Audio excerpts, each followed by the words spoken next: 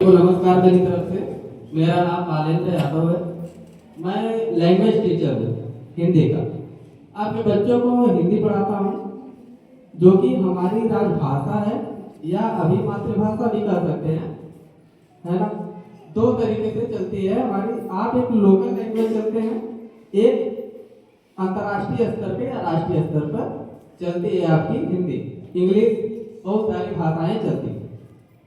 अभी सब लोगों ने जितना कुछ बताया है, सब कुछ हिंदी में बहुत ज्यादा स्कोप नहीं है। साइंस बैकग्राउंड से ज्यादा है, मैथ बैकग्राउंड से ज्यादा है, सभी की स्कोप ज्यादा है। लेकिन हमारे हिंदी साहित्य में साहित्यकार भी हुए, जैसे आप लोगों ने पढ़ा भी होगा, नाम भी सुना होगा, कबीरदास है, सूरदास है, नाम भी सुना ही होगा, है ना। कुछ लोग पढ़े होंगे तो सुने होंगे।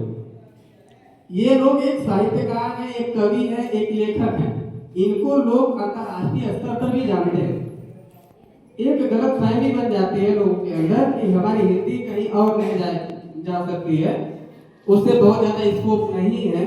लेकिन सब कुछ, चाहे साइंस हो चाहे मैथ हो, अगर बढ़िया कर रहा है बच्चा, उसके बारे में अगर कोई नॉलेज इकट्ठा करना चाहे तो उसके लिए है उसके लिखी गई जीवनी या उसके द्वारा लिखे गए उपन्यास, उसके द्वारा लिखे गए कहानी, ये सारे चीज उसको प्रेरित कर सकते हैं कि ये व्यक्ति पढ़ करके ये लिखा। तो उससे जब जितने ज्यादा से ज्यादा लोग पढ़ेंगे उतने ज्यादा से ज्यादा लोग मोटिवेट होंगे, ताकि और भी सब्जेक्ट के थ्रू काम कर सकते हैं, सब्जेक्ट के लिए काम कर सकते हैं। अगर कोई इंजीनियर बन रहा है तो जब तक पढ़ेगा नहीं उस व्यक्ति के बारे में तब तक नहीं जान पाएगा। तो इसके लिखने का काम कोई लैंग्वेज टीचर ही कर सकता है इनके बारे में, चाहे वो इंग्लिश का हो चाहे वो हिंदी का हो।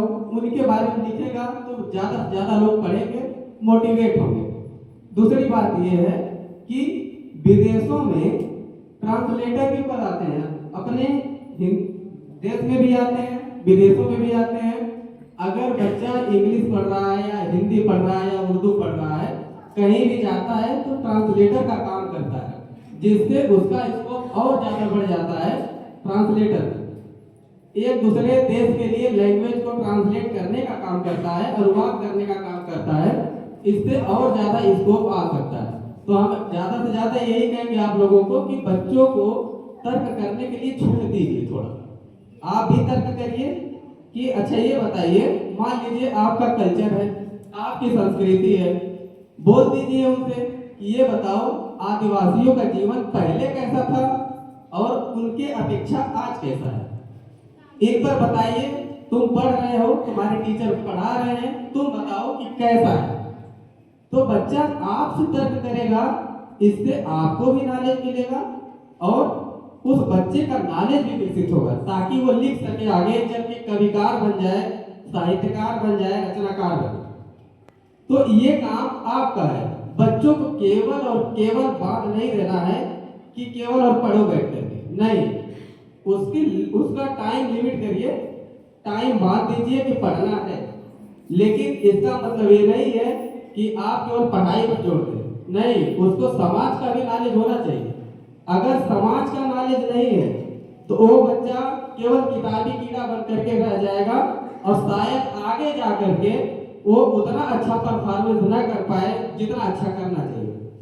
भारत हमारा विविधताओं का देश है, चाहे जहां जाएगा बच्चा समाज के लोग अच्छे खासे मिलेंगे। तो अगर उसको समाज का नॉलेज नहीं है तो लोगों को पढ़ने में विफल हो जाएगा, और जब विफल हो जाएगा तो वो बच्चा अपने आप को थोड़ा सा गिरा हुआ महसूस करेगा। इस नाते आप उसको तर्क करने का छूट दें।